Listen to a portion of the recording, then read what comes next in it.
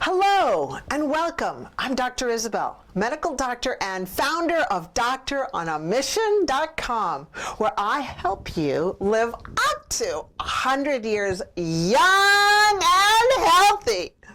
Now, in today's coaching session, you will be learning 2 examples to help you be mindful. What is mindfulness? We hear it all the time. Well, being mindful is intentionally paying attention.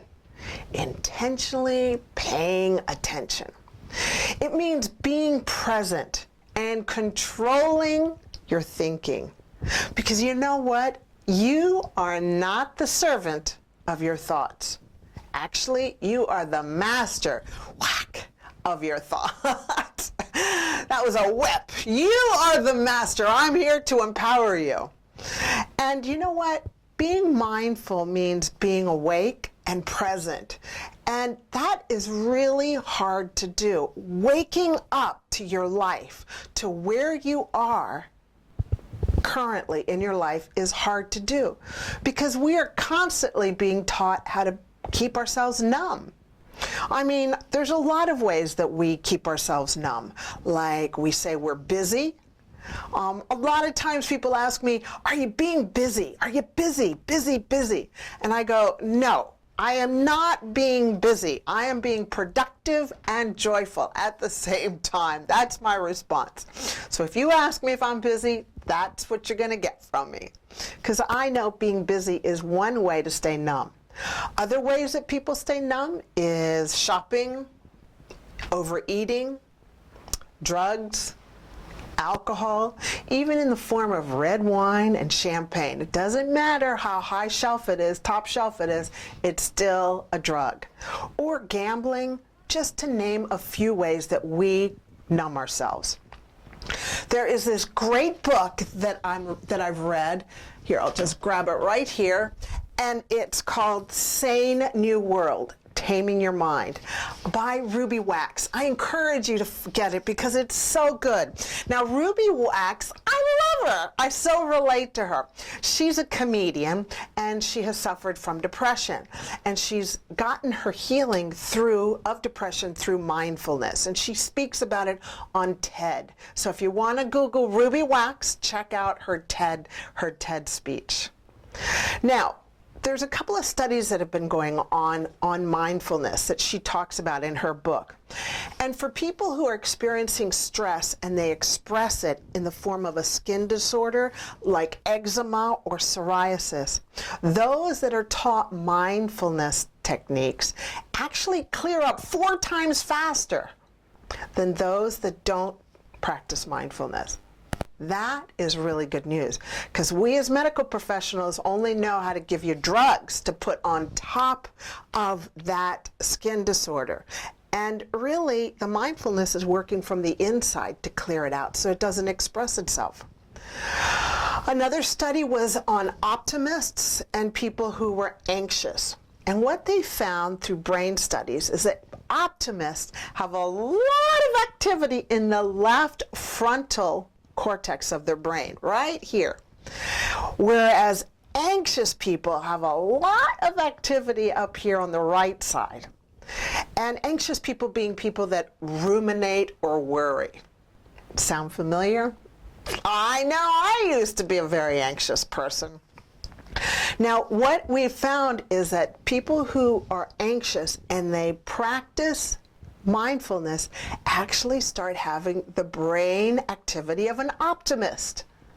So what that shows is that mindfulness can teach you how to be happy, can teach you how to have a positive outlook on your life and become more like an optimist. And you know, the beauty of optimists is they're wonderful to be around. They actually speak life into you. Whereas somebody who's anxious, people run away from. But an optimist is like honey that attracts bees. They're a beautiful perfume.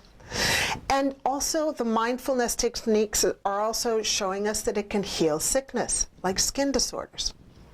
Now, another study done on depressed patients who were tapering off their antidepressants while they were practicing mindfulness techniques, showed that they actually were as effective, that whole process was as effective as being on antidepressants.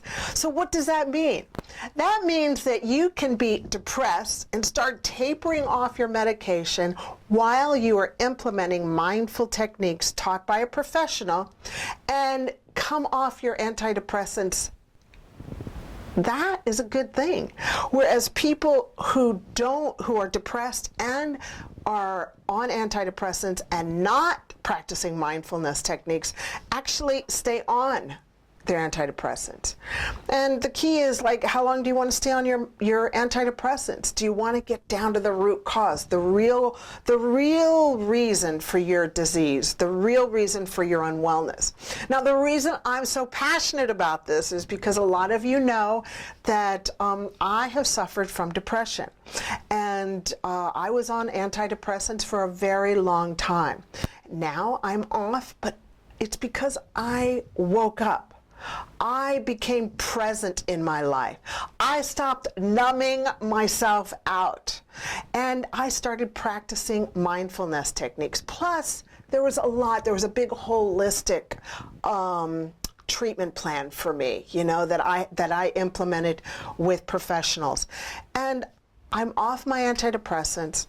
I'm not suffering from depression anymore. And when it does creep its ugly head, I become more like I'm become optimistic. I become hopeful. And that's because I trained myself. So if that's hope for you, you can actually taper off your antidepressants while you're experiencing depression and while you're learning mindfulness techniques. So I always thought that once I was on my antidepressants, I was going to have to be on them for the rest of my life. Well, that's not true. So let's give you 2 examples on mindfulness techniques. One is setting your alarm every 3 hours. On your phone, set your alarm with a beautiful harp. That's what I've got, is a beautiful harp sound. And when the harp goes off every 3 hours, it's a nice little alarm that kind of stimulates your thinking into thinking, what am I thinking about? What am I thinking about? Are you thinking about how to be positive, how to move forward, or are you thinking negative thoughts? Is your thinking serving you well, or is your thinking tearing you down? Is your thinking serving others well, or is it not serving them well? And you know what? If it's not positive, if it's not lifting, then guess what? You put up the sign, and you remember that you are the master of your thoughts, and you go access denied to those thoughts, and you change your thinking. And you can only change your thinking if you are awake and present, okay? Because you, yes, you are the master of your thoughts. I didn't know that. I thought I was a servant to my thoughts, so I'm trying to empower you on this. Now, the next one is stressful situations. Who doesn't have stressful situations? Of course, we all do. Let's just consider a minor stressful situation. Well, actually, it's major. Not having enough money for bills. Okay? So, instinctually, we have a reaction of, okay, I'm going to react and I'm going to have a cigarette. Or I'm going to have food, or I'm going to drink a glass of red wine, or I'm going to go shopping. And then you know what? You react like that and you feel terrible. You're like, oh, I know I could do better. Well, when the stressful situation occurs, like, oh my gosh, I don't have any money to pay these bills, practice mindfulness and say to yourself, oh, I remember you, dear old friend Stress. You've come to talk to me again. And you say, you know what? I'm no longer that person that reacts. I am a person who responds. And I am responding with clear thinking and non-self-sabotaging actions. So I am not going to listen to you. I'm going to sit down and figure out how to take care of this stressful situation. I'm going to call the bank and say, you know what? I'm going through a rough spot and I need a little bit of time. Or call up whatever other company you have to deal with. But face it, Don't become numb. Because you know what? You're going to just feel terrible at the end when you just react. So let's respond instead of react. Okay? All right. So to recap, mindfulness is being present and controlling your thoughts. And mindfulness is a powerful prescription to help heal things from skin disorders to depression and so much more. Remember, let's go out there, let's make a positive difference, let's love unconditionally, and let's forgive quickly. I'll talk to you later. Bye-bye.